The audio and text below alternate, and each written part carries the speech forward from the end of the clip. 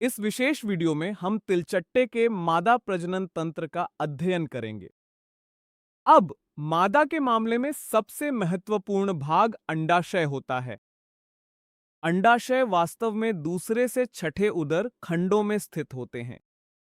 अगर हम इस विशेष चित्र में अंडाशयों को चिह्नित करने की कोशिश करें तो ये पीले रंग की संरचनाएं हैं। तो यह संरचना और ये संरचना, ये वे अंडाशय हैं जो उपस्थित हैं। अब प्रत्येक अंडाशय बदले में 8 अंडाशयी नलिकाओं से बना होता है।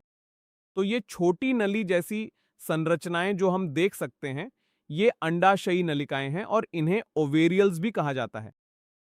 अब अंडाशय अंडाणु का निर्माण करेंगे और विकसित होते हुए अंडाणुओं की एक श्रृंखला इन ओवेरियल्स में उपस्थित होगी। तो ये अंडाशय, इसमें 8 अंडाशयी नलिकाएं होंगी। इस अंडाशय में भी 8 अंडाशयी नलिकाएं होंगी। तो कुल मिलाकर 16 अंडाशयी नलिकाएं उपस्थित होंगी और प्रत्येक अंडाशय एक अंडाणु का निर्माण करेगा।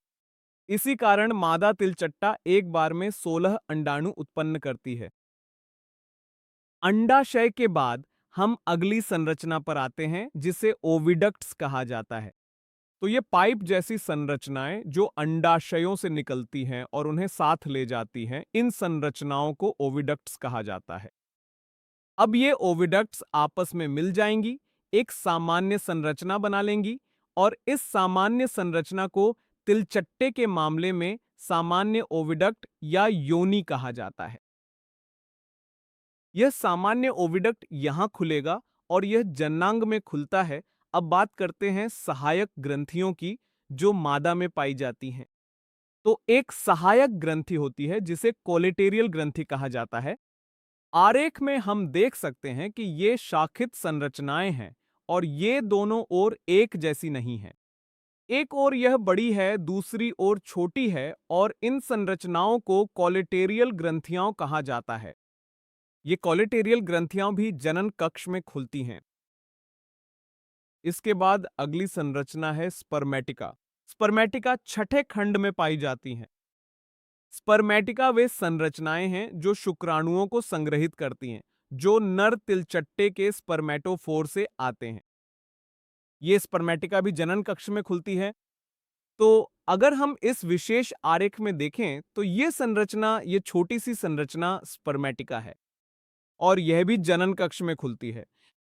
तो जैसा कि हमने यहां देखा, 3 संरचनाएं हैं जो जनन कक्ष में खुलती हैं। पहली थी सामान्य ओविडक्ट का छिद्र, दूसरी थी कोलेटेरियल ग्रंथियों का छिद्र और तीसरी है स्पर्मेटिका का छिद्र। ये तीनों ही जनन कक्ष में खुलती हैं।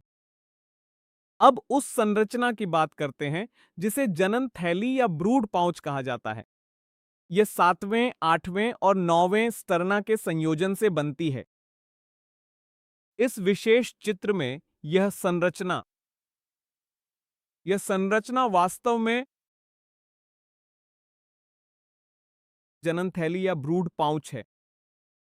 यह विशेष जनन थैली 2 भागों में विभाजित थी। इसका अग्रभाग जनन कक्ष कहलाता था और इसका पश्च भाग वेस्टिब्यूल कहलाता था। इन संरचनाओं के अलावा मादा बाह्य जननांग गोनापोफाइसिस या फेलोमेर भी उपस्थित होंगे।